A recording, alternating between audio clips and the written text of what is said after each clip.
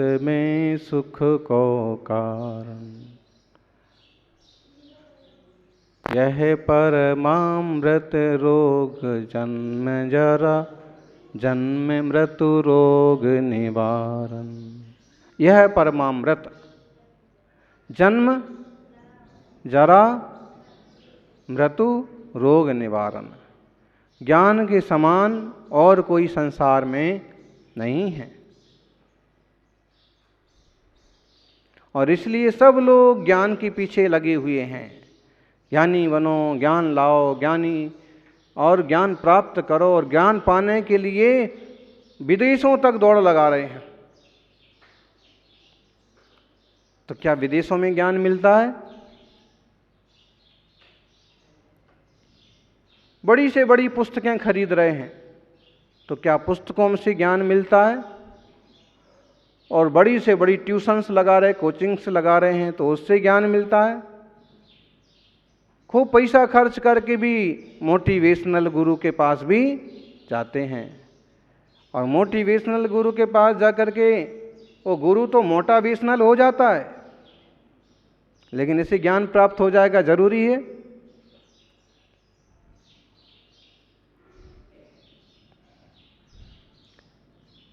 वास्तव में कहाँ से आता है ज्ञान? बोलो ज्ञानी कुर्सी वाले। ज्ञान आता है आत्मा से। वास्तव में हम खुद ज्ञान हैं, अपने स्वभाव से आता है। फिर आप कहोगे कि पढ़ने के लिए गुरुजी के पास क्यों जाते हैं? आप भी तो गए थे सागर पढ़ने के लिए, आपने भी तो गुरुओं से पढ़ा है, आप भी आचार्य महाराज से पढ़े हैं। वो जो पढ़े हैं वो सब एक तरह के निमित्त बने। ज्ञान तो हमारा ही है। उन्हीं गुरु से हम पढ़े, उन्हीं गुरु से आप पढ़े, उन्हीं गुरु से और लोग भी पढ़े। लेकिन एक ही स्कूल में पढ़ने वाले कोई तो लायक बन जाते हैं और कोई, बोलो, कोई लायक बन जाते हैं, कोई नालायक बन जाते हैं, कोई खलनायक बन जाते हैं, कोई यज्ञनायक बन जाते हैं, प्रदेश के नायक बन जाते हैं, धर्म के नायक बन जाते हैं।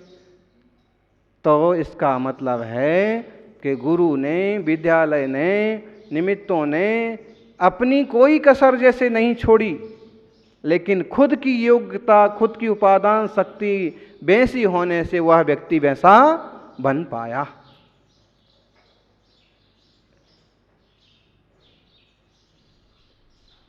वास्तव में सिखाने से लोग नहीं सीखते हैं, वो अपनी योग्यता से सीखते हैं, या वो क्या सीखना चाहते हैं वो सीखते हैं। और जैसे आपने सुना होगा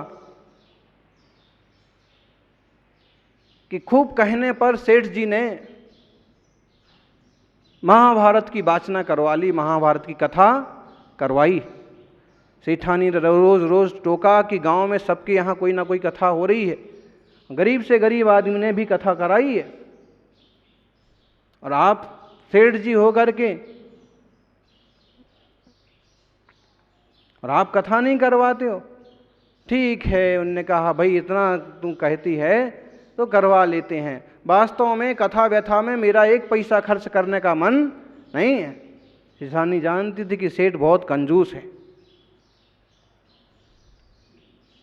सेठानी तो जानती हैं कि सेठ कितने कंजूस हैं, क्योंकि साथ में ही रहते।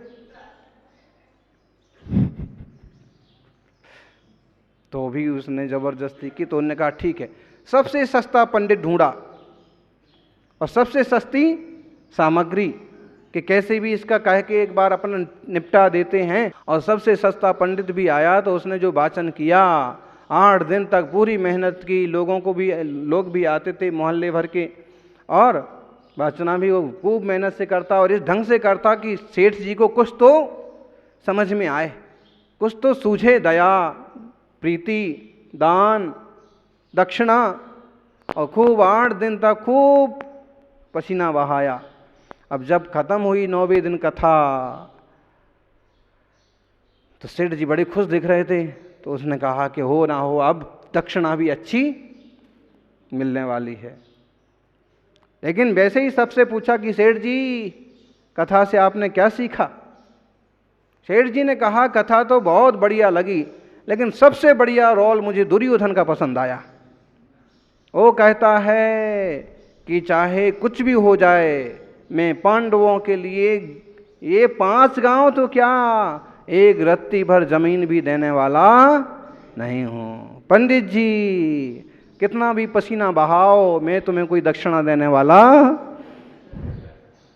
अब वही कथा सुना सुना के उनने दक्षिणा बटोरी थी, और वही कथा सुना करके कि बार पसीना बहाना रह गया। ऐसा ही होता है बहुत बार गुरुजनों के साथ, वे खूब पसीना बहाते हैं और दक्षिणा में क्या मिलता है? कोई ठीक से सीख लेता है, कोई ठीक से समझ लेता है, कोई जीवन में उतार लेता है, कोई कंठस्थ कर लेता है, और कोई प्रयोगात्मक जीवन जीने लगता है। तो ज्ञान हमारा स्वभाव है, हम खुद ज्ञान हैं, ये हमें सबसे पहले ध्यान में लेना चाहिए।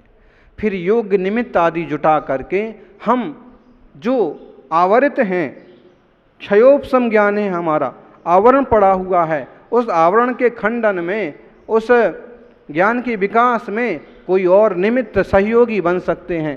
जैसे चलते हुए मगर के लिए पानी निमित्त बन जाता है, वैसे ही समझने वाले के लिए गुरु भी निमित्त बन जाते हैं।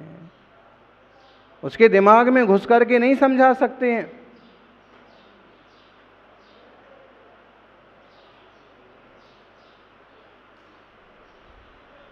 और कई बार ऐसा चांस आता है कि समझ करके भी कह देते हैं कि अब ये तीर जो है कमान से निकल चुका। अब कोई भी बड़ा आतंकवादी ले लो या बड़ा गुंडा ले लो, कि एक मूड ऐसा आता है जब उसको बात समझ में आती है, और बात समझ में जब आती है तब भी वो फिर कहता है अपने लोगों से या जिन लोगों से कि भाई अब वापस आना मुश्किल का काम है। आपने कभी पद्म पुराण का स्वाध्याय किया हो तो जब मंदोदरी समझाती है रावण को, उसका एक गीत भी है, मंदोदरी समझावे रावण के भवनों में, है ना? तो मंदोदरी जब समझाती है रावण को, तो रावण कहता है कि तेरी बात मेरे को समझ में आ रही है, और ये सही है कि मैंने सीता का अपहरण करके ठीक नहीं किया है, और ये भी बात सही है कि कहीं राम के हाथों ही मुझे ना मारा जाना पड़े। सारी बात मेरे को समझ में आ रही। तो वो कहती है जब आपको सारी बात समझ में आ रही है तो आप जा कर के क्षमा क्यों नहीं मांग लेते, सीता वापस क्यों नहीं देते? और सीता वापस क्यों नहीं देते, इतना सुनते ही मैं सीता वापस दे दूं।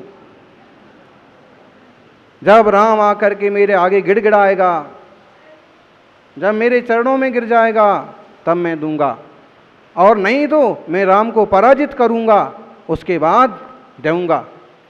अपना अहंकार छोड़ता नहीं है। अगर मान ना हो तो ये जीव क्षण भर में मोक्ष का पात्र बन जाए। कई बार अपने ही पास समझाने वाले सिखाने वाले रहते हैं, लेकिन उनसे क्यों सीखना, उनसे क्यों समझना? उनमें क्या धरा है? इस टाइप से। और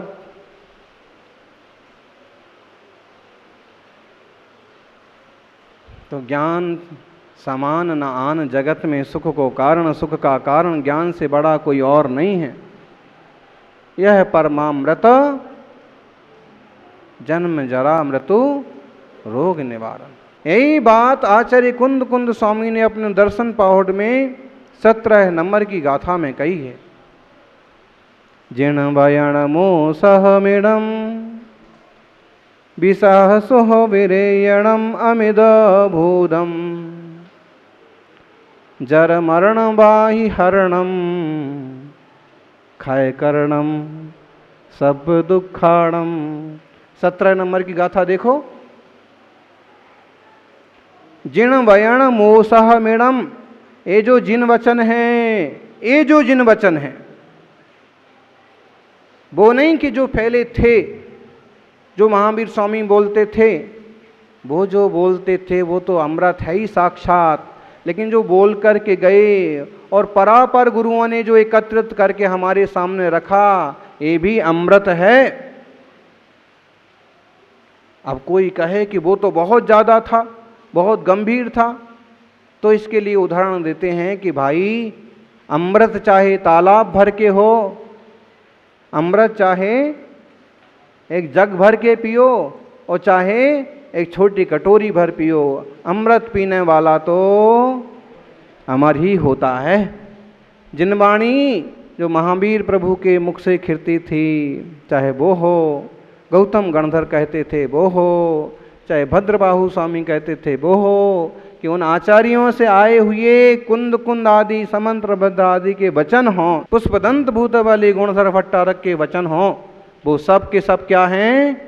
अमृत ही हैं। जिन वयण मृणम, ये जो जिन वचन हैं ये कैसे हैं? विषय सोह विरेयणम, कैसे हैं? विषय सुखों का विरेचन कराने वाले हैं। आजकल तो वैद्यों के दर्शन दुर्लभ हो गए, डॉक्टर हैं वो अपने ढंग से इलाज कर रहे हैं, करते हैं, और जमाने के हिसाब से सबका अपना सिस्टम ठीक है, और क्या। नहीं तो एक सिस्टम होता था कि अगर कोई मरीज आया वैद्य के पास तो उसको सामान्यतः इलाज यहीं से शुरू होता था कि या तो इसको विरेचन कराया जाए, विरेचन मतलब उल्टी, या फिर इसको दस्त कराया जाए।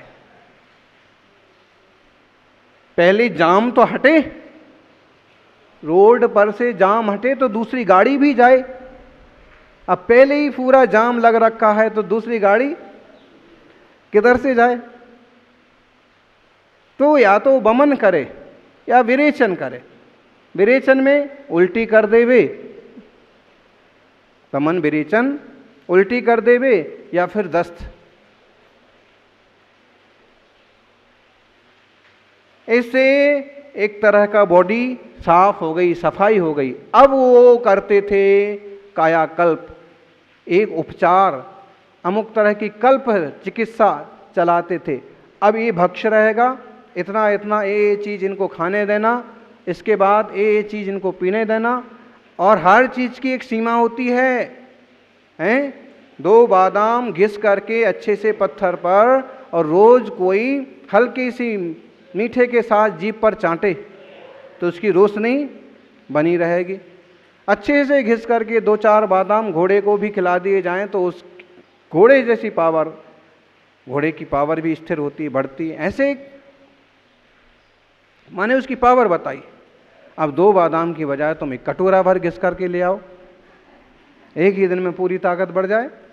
1 चम्मच देसी गाय का घी कोई व्यक्ति दूध के साथ या यूं सेवन करे या रोटी दाल के साथ सेवन करे, वो चिरायु होगा, स्वस्थ रहेगा।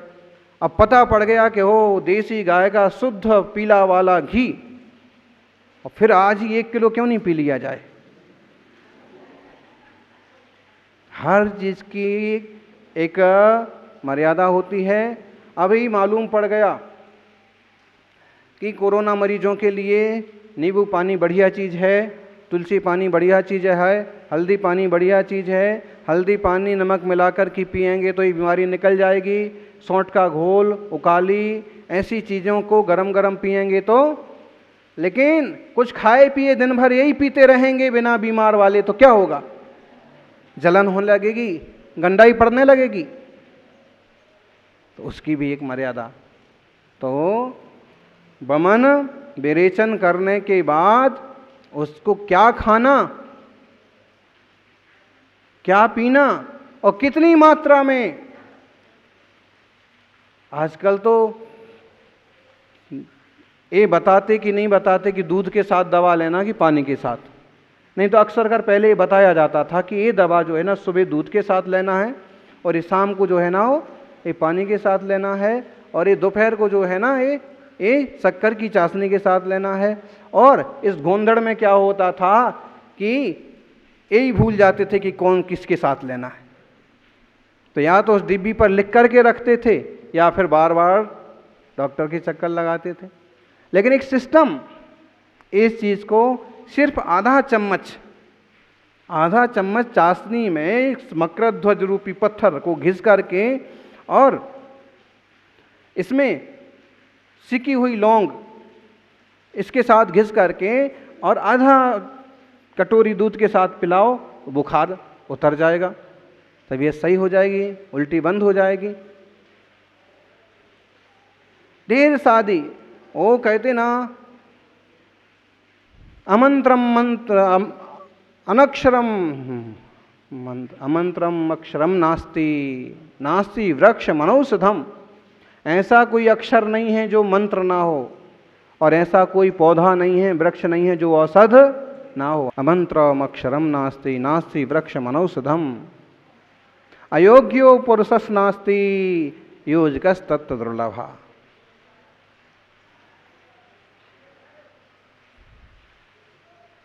एक वैद्य जी आते हैं और सब चीज़ देख करके बोलते हैं कि इसका ये काम आता है, इससे पेट दर्द सही होता है, इससे सिर दर्द सही होता है, इससे ये जमीन के जो पत्ते लगे हुए हैं, जो छोटे छोटे पौधे, गोल फूल वाला जो पौधा जमीन से उतरा पत्थर के आसपास उगता है, एक पत्थर चटा भी होता है और एक और होता है, उससे शुगर प्रॉब्लम खत्म होता है,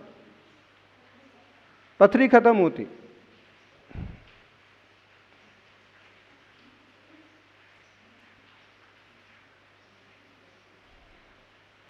तो विरेचन कहने का मतलब आचार्य श्री का ये है कि विषय सुखों को तुमने जो अंदर भर रखा है ना, इसे जो अच्छा मान रखा है, पहले इसकी उल्टी करो, इसे बाहर निकालो।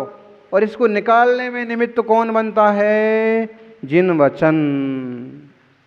और जिन वचन से जन्म मरण का नाश हो जाता है, जन्म मरण बुढ़ापा रूपी रोग का नाश हो जाता है, और सब दुखों का नाश होता है। कैसे होता है? जब कसाएं खत्म हो जाती हैं, विषय वासनाएं खत्म हो जाती हैं, कामनाएं खत्म हो जाती हैं, जिनवाणी के माध्यम से तत्व को समझने से, तो विकार खत्म हुए कि कर्म खत्म हुए? कर्म खत्म हुए कि मोक्ष हो गया। इसलिए ये जिन वचन जो है ना, एक कारण का कारण है। जिन वचन एक कारण है जिससे हमारे भीतर स्थिरता आती है, निर्मलता बढ़ती है, क्षयोपशम बढ़ता है, विशुद्धि बढ़ती है, और इस कारण से कर्मों का, विकारों का नाश हो जाता है और जीव सिद्ध होता है, शुद्ध होता है, अरहंत होता है।